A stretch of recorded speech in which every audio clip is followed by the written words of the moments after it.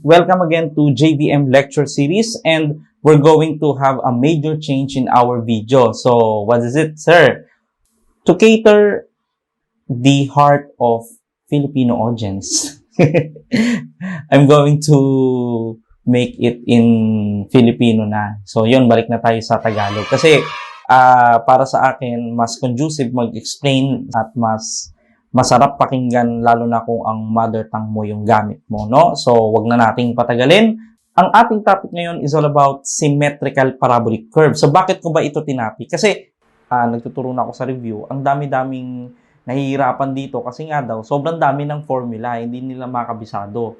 Ang ituturo ko sa inyo is magsosolve tayo ng symmetrical parabolic curve nang hindi masyadong gumagamit ng formula. So, ang tanong, bakit nga ba yung mga engineers gumagamit ng parabolic curve? Kasi, guys, yan yung curve na nagbibigay ng smooth transition of grade from 2 points. Let me go back to analytic geometry. Kwento ko sa inyo. Halimbawa, ito yung parabolic curve mo. Sabihin natin, this is PC and this is PT. Pagka sinabi natin tangent grade, that is the slope of a line tangent to a curve. So ngayon, kung babalikan natin yung ating lesson sa analytic geometry, gawa tayo ng coordinate plane kasi nga analytic geometry, y and x. Yung ating equation is taken as ax squared plus bx plus c. Pagka gusto mong kuhanin yung slope ng tangent line at any values of x, so halimbawa, you want to get the slope of the tangent line at any values of x from PC, you just take the first derivative of it with respect to x. So ito, alam natin, derivative ng x squared is 2x. So this will be 2ax plus b. Kung napapansin nyo, yung y prime, which is yung grade, is linear yung kanyang relationship. Ibig sabihin, mga kaibigan, kung susubukan mong i-graph yung grade at any values of x, this will be a linear function. Yun ang maganda doon. Halimbawa, ito grade 1, ito grade number 2. So, pag ginraph mo yan, this is G1, G2 to, halimbawa, negative yan, Ganyan lang yan. That is how you do it. So, sir, paano nyo nasabi na pagka-linear, yung grade diagram, smooth na yung transition? Smooth yung transition ng grade mo sa parabolic curve because the rate of change of grade is constant. So, sir, paano nyo nasabing constant? Remember, if you want to get the rate of change of any function, you just take the derivative. Say, for example, you want to get the derivative of the grade with respect to x.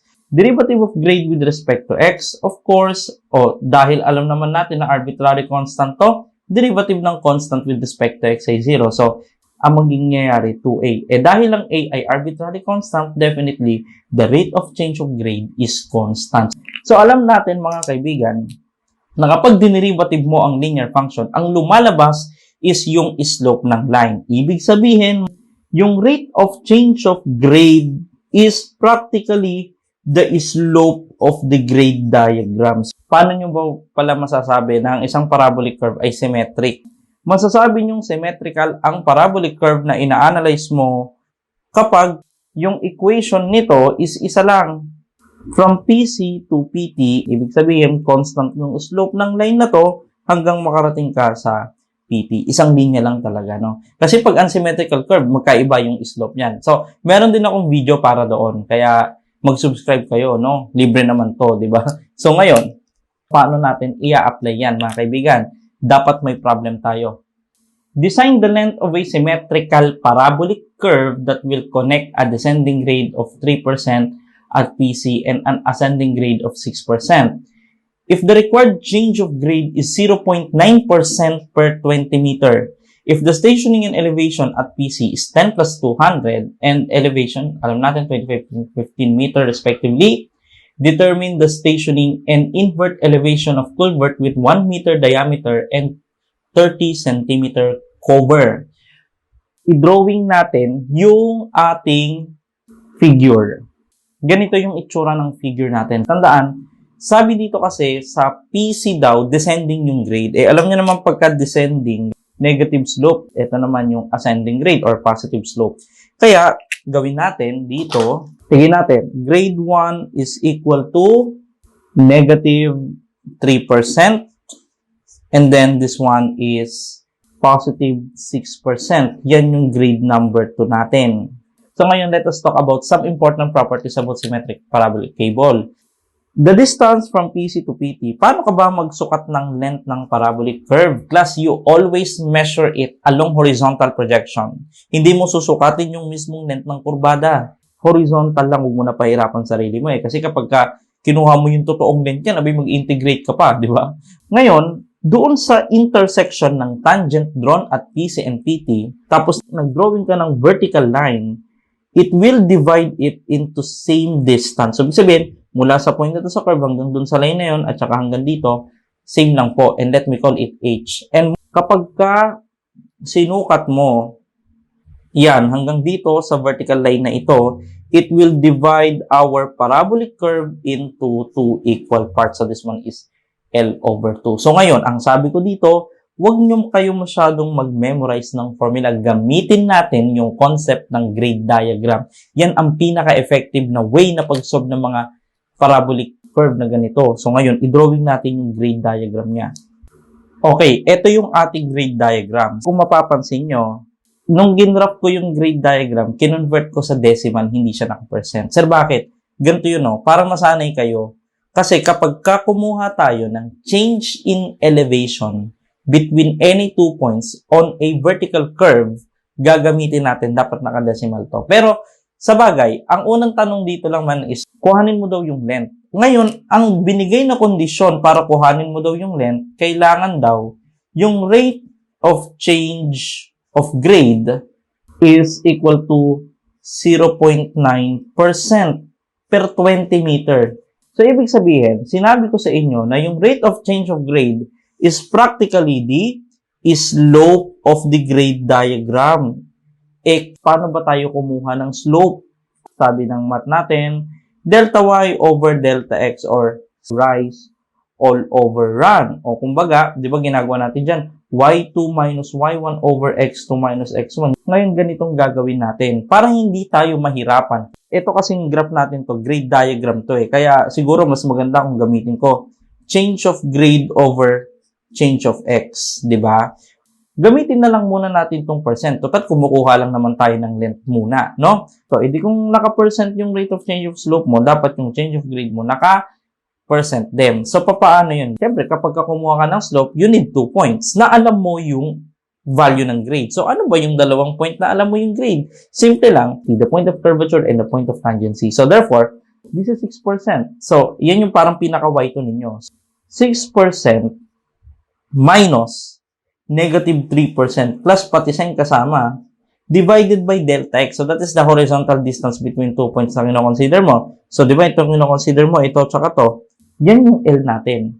So, syempre, saan natin to i-equate? So, this one will become 9% all over L. Para unit consistent tayo, edi yung slope natin na 0.9% per 20 meter, i-convert natin to ng percent per meter. So, pag kinonvert natin yan, 0.9% per 20 meter is equal to 0.045% per meter. So, definitely, para makuha yan, i-equate mo lang, 9% per length is equal to 0.045% per meter. So, siyempre, dapat yung length mong unit meter na. So, yung length natin, 9 all over 0.045. So, therefore, our length is now equal to 200 meters. Next question, kung yung stationing daw tsaka yung elevation ng PC is 10 plus 200, 10 km plus 200 meter, alam niyo yan, stationing, no? At yung kanyang elevation is equal to 25.15 meter. Determine mo daw yung stationing and elevation ng ating culvert. So, ngayon, saan ba natin nilalagay ang drainage? Water seeks the lowest elevation. Definitely, the drainage should be put on the lowest point of the curve. So, class, mag-ingat kayo kasi baka naman isipin nyo, sir, ang lowest point ba ay laging sa intersection ng tangent line? Wala po dyan lagi. There are cases but hindi yun ang general truth. The general truth is the lowest or highest point in a curve is always at the point where in the grade or the slope of the tangent line is 0. Remember sa calculus pag nag-solve kayo ng maxima minima. Yun ang concept nun, no? Look at the grade diagram. Ito yung point na 0 yung slope. So, itutok mo lang doon. Ibig sabihin, yung point na kung saan nag-0 yung kanyang grade, nandyan ang ating lowest point. So, you can use ratio and proportion. Sabihin natin this is x and this is 200 minus x. That is simply x over, pwede nyo siguro tanggalin muna yung negative 0.03, gawin nyo munang x over 3 is equal to 200 minus x over 6%. Kung naka-percent to, dapat makaganon din. Baka naman kasi gawin nyo negative 3 to. Wag class, geometric solution lang yan. At sa geometry, wala pong negative length. So therefore, etong value ng x mo is equal to 66.67 meters. O, ito yun. So definitely, this one is equal to 66.67 meters. So 200 minus 66.67 is equal to 133.33 meter. Siyempre, dapat yung culvert mo nakababayan, Siyempre, hindi naman nakaangat sa kalsada. To determine the stationing of the drainage, kuhanin mo yung stationing sa PC, di ba? Stationing ng drainage.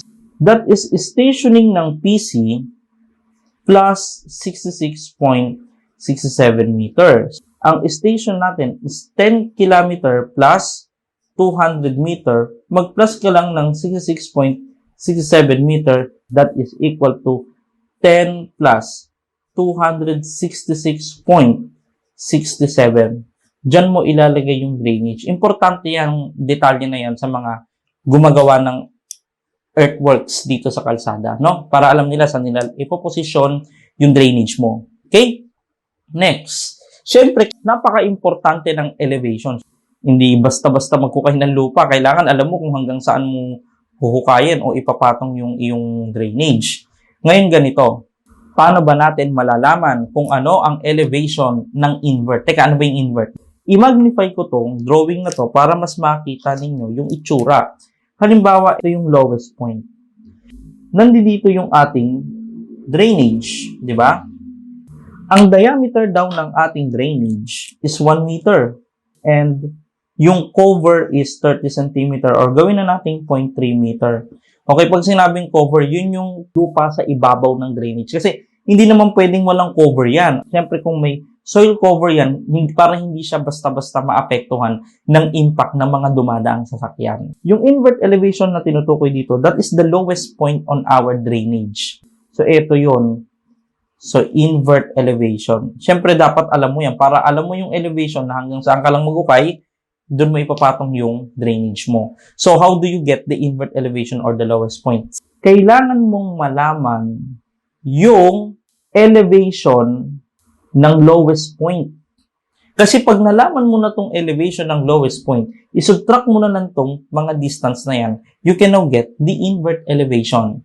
So, how are you going to do it? Gagamitin natin yung concept na kung saan ang elevation between any two points is practically equal to the algebraic area between 2 points. So, ano ibig sabihin? Say, for example, meron ka dito point 1, tapos ito point 2. And you want to get the change in elevation from point 1 going to point 2. Tandaan na, ang andar natin laging papunta sa kanan. So, gawin mo lang, itong point na to, i-project mo dito.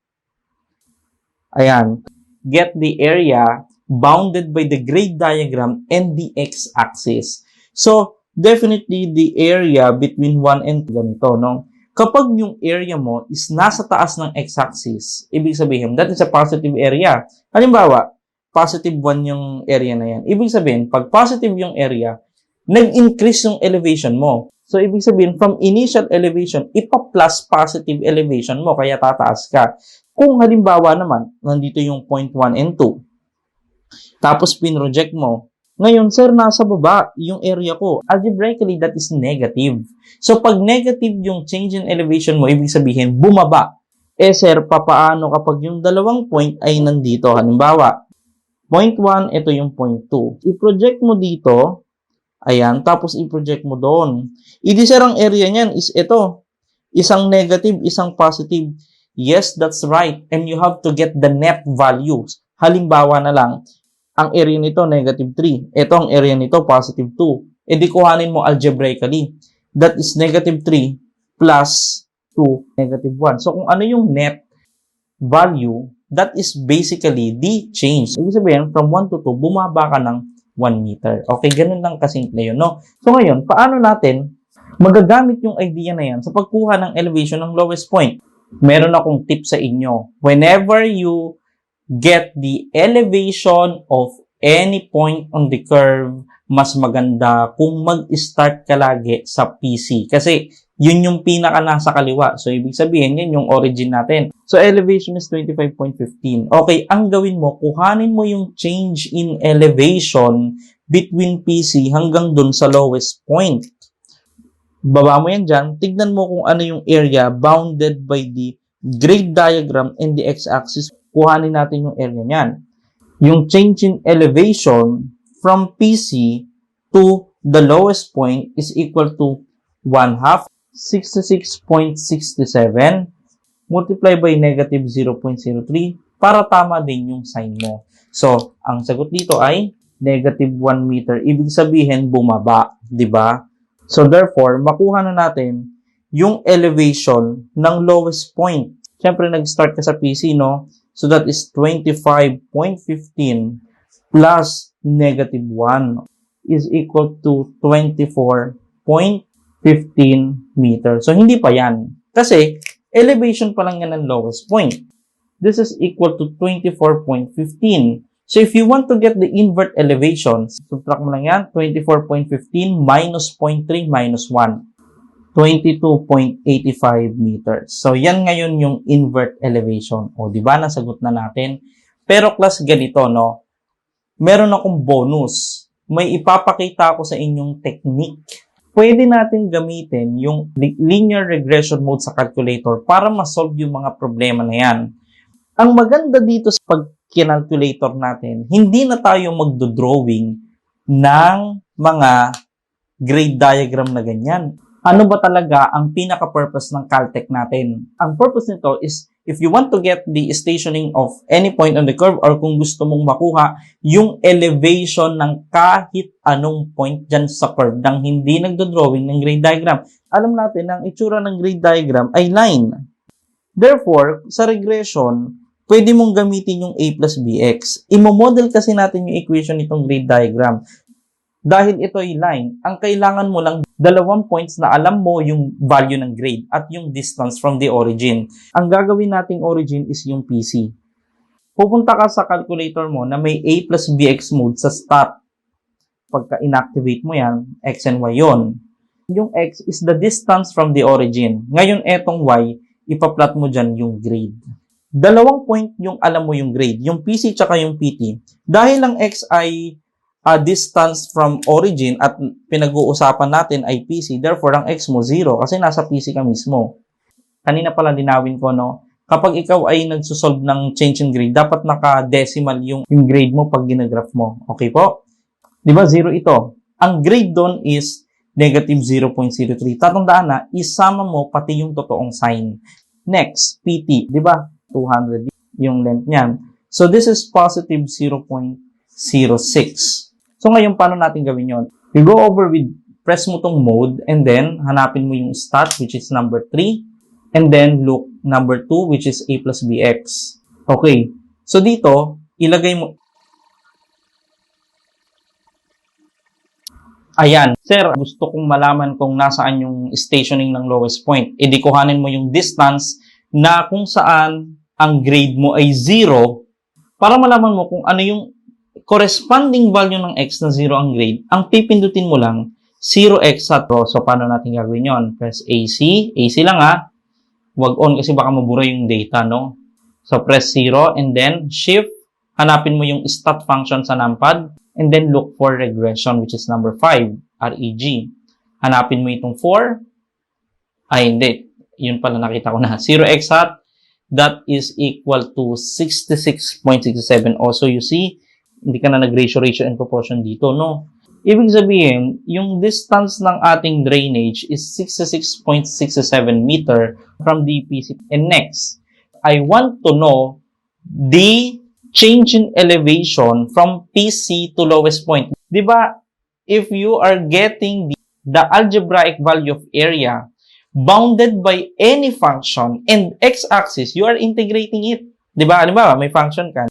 If you want to get the area between 2 points, you just integrate between 2 points of lower and upper limit. Plus, gumagana rin yan kahit negative yung area mo. Sir, I want to know the area of the grade diagram between PC and to the lowest point. Kailangan ko ba bang i-drawing yung ating grade diagram? Hindi na. Nasa utak mo na linear yon, wag mo nang i-drawing. Ang equation ng ating grade diagram ay linear, which is a plus bx. Ang gagawin mo lang, integrate mo yung mismong grade diagram mo, a plus bx, between two limit. Ito ang reference mo, and you're going to get the area between PC and lowest point. Siyempre, mag-start tayo sa PC. Edi 0 yan. Yung upper limit, kung hanggang saan mo kukunin yung change in elevation. So, sa case natin, gusto natin kuhanin yung change in elevation 66.67 meter from PC. Edi ang upper limit mo is 66.67 meter. Ngayon, paano i-perform to? Press A, punta ko ulit sa stat. And then, number 5. Kuhanin mo yung A. Ngayon, ang gawin mo, store mo yan dun sa variable dito sa calculator mo. So, store mo to sa A para hindi ka malito. So, para mangyari yon, just press Shift A, store to A. Ngayon, press AC ulit. And then, Shift, Stat, 5 ulit, regression. And then, number 2. And then, store it to B. Shift, store B. And then, press AC. Ngayon, ang calculator mo, hindi naman siya makapag-integrate pag nasa stat mode siya. So, you press mode number 1 and then you integrate alpha A plus alpha B x from 0 up to 66.67. O, di ba? Negative 0.999999. Gawin na natin yung negative 1. Kasi alam nyo maganda dito sa integration, pati yung tamang sign ng change in elevation, binibigay niya kung negative o positive, hindi mo na kailangan mag-isip. O, yan ngayon. Di tapos ka na. Isipin nyo, class, kumbaga kung i-conventional mo to na mag-grade diagram ka pa, pwede naman, kaya lang, extra time. So, pero class, tandaan niyo, kahit marunong na kayo nitong technique na to, huwag nyo pa rin kakalimutan yung grade diagram. Dapat pareho mong alam. Meron akong susunod na part na to na ipapakita ko sa inyo bakit kailangan mo yung Caltech at the same time, kailangan mo rin yung grade diagram para efficient solver ka. I hope naintindihan nyo yung technique natin dito at yung paraan natin ang hindi masyadong nagme-memorize ng formula. So, please subscribe and subaybayan nyo lang to kasi progressive itong video natin, no? Maraming salamat kung kayo ay nakinig. Thank you po.